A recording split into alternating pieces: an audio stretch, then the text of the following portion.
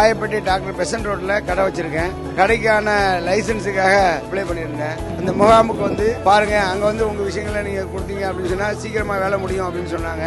அதன் மூலமாக இந்த முகாமுக்கு வந்து எனக்கு தேவையான லைசன்ஸை உடனே ரெடி பண்ணி கொடுத்தாங்க.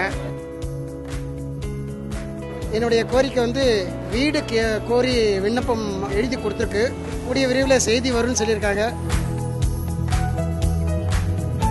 பாப்பாக்கு பர்த் சர்டிஃபிகேட்காக ரொம்ப கஷ்டப்பட்டேன். 10 மினிட்ஸ் தான் ஆச்சு.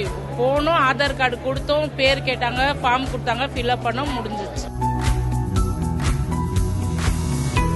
சொத்து வரி நேம் டிரான்ஸ்ஃபருக்காக வந்திருந்தேன். 10 நிமிஷத்துல ஆளுங்க கரெக்டா அவங்க என்னுடைய ஃபார்மை வாங்கினாங்க, கொடுத்தாங்க. உடனே நேம் டிரான்ஸ்ஃபர் உடனே பண்ணி கொடுத்துட்டாங்க. என்ன கேட்குறாங்க? 2 பெண் குழந்தைகள்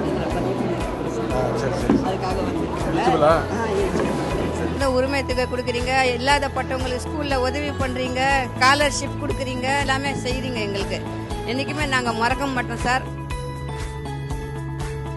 தையல் மிஷின் கேக்குறாங்க. சரி,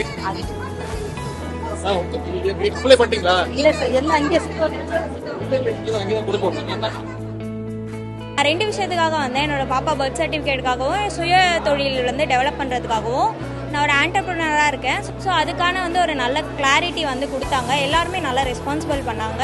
ஏன்னா நெக்ஸ்ட் லெவல் வந்து நாங்கள் போகிறதுக்காக வந்து ஒரு கிளாரிட்டி இல்லாமல் இருந்தது. எந்த ஆஃபீஸில் போய் எப்படி லோன் கேட்கணும், என்னென்ன பண்ணணும் அப்படின்னு சொல்லிட்டு தெரியாமல் இருந்துச்சு. இங்கே வந்ததுனால இந்த ஒன் பிளேஸ்லேயே வந்து எல்லாமே கிளியராக இருந்துச்சு.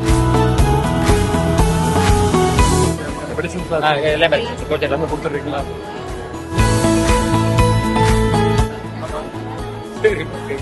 அதுவும் அப்ளை பண்ணிட்டீங்களா? பண்ணி கொடுத்துறோம். சரியா?